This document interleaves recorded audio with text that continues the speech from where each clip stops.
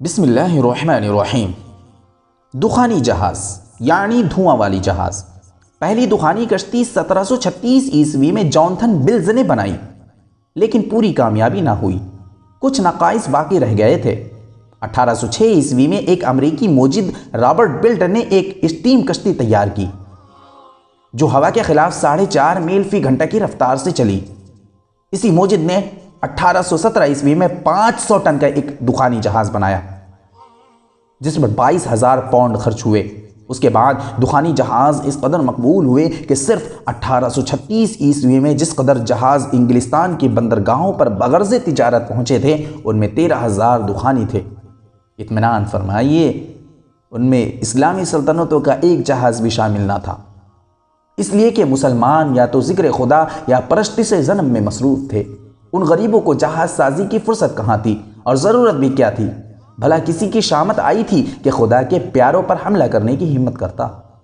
جس اللہ نے کفار مکہ کو بچانے کے لیے ابابیلوں سے ابرہہ کے پرخچے اڑا دیے تھے، وہ ایران و عرب کے مسلمانوں پر حملہ کرنے والوں کا تو خدا جانے کیا حال بنائے گا۔ نذرہم فی طغیانہم یعمہون، انہیں اپنی گمراہی میں بھٹکنے دو۔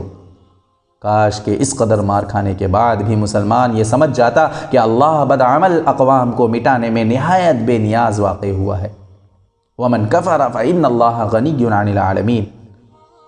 اگر کوئی نااہل، کام چور اور قانون شکن بن جائے تو یاد رکھو کہ ہمارا کسی قوم سے کوئی خاص رشتہ نہیں ہے، اور ہم نااہلوں کو مٹانے میں بہت دلیر واقع ہوئے ہیں۔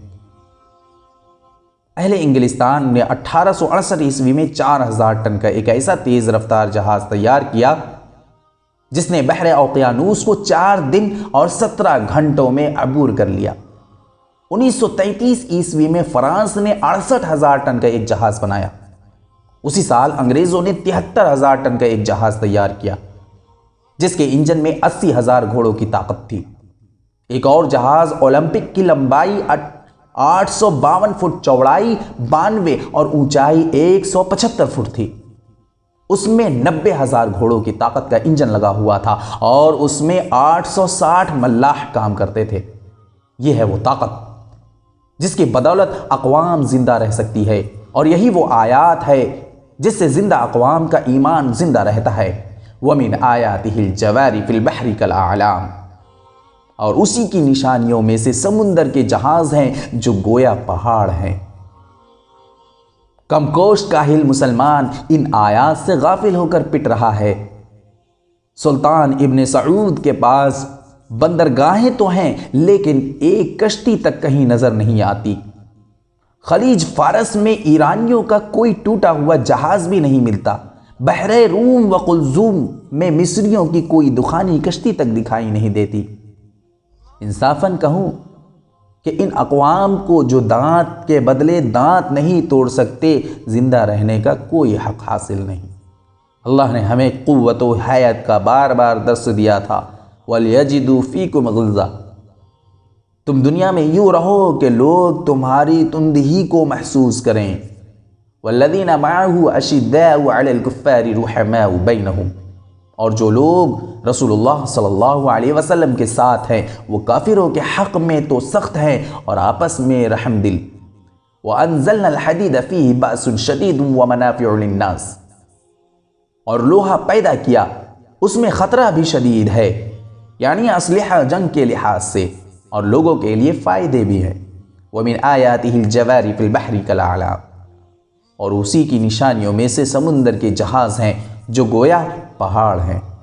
وَأَعِدُّوا لَهُم مَّا اسْتَطَعْتُم مِّن قُوَّةٍ وَمِن رِّبَاطِ الْخَيْلِ تُرْهِبُونَ بِهِ عَدُوَّ اللَّهِ وَعَدُوَّكُمْ، اور جہاں تک ہو سکے فوج کی جمعیت کے زور سے اور گھوڑوں کے تیار رکھنے سے ان کے مقابلے کے لیے مستعد رہو۔ اس سے اللہ کے دشمنوں اور تمہارے دشمنوں پر حیات بیٹھی رہے گی۔ لیکن ہم ان اسباق کو بھول گئے اور یہ سمجھ بیٹھے کہ دنیا کا سب سے بڑا عمل 2 نفل ہیں، سب سے بڑا جہاد مسجد کے تاریک گوشے ہیں، اللہ کی گردان ہے، اور ان معاون و مخازن ارضی کا استعمال نہ تو مستحب ہے اور نہ مستحسن بلکہ خلاف اسلام ہے۔ متاع غرور ہے، پانی ہے، یہ ہے وہ ہے، دیکھا آپ نے؟ اس متاع غرور کے ترک سے ہم کیوں کر تباہ ہوئے اور ہماری شوکت کی لذیذ داستان کس طرح افسانہ بن کر رہ گئی۔ ھذا یوم الفصل الذی کنتم بہ تکذبون، یہ ہے تمہارے اعمال کے فیصلے کا دن جس پر تمہیں اعتبار نہ آتا تھا۔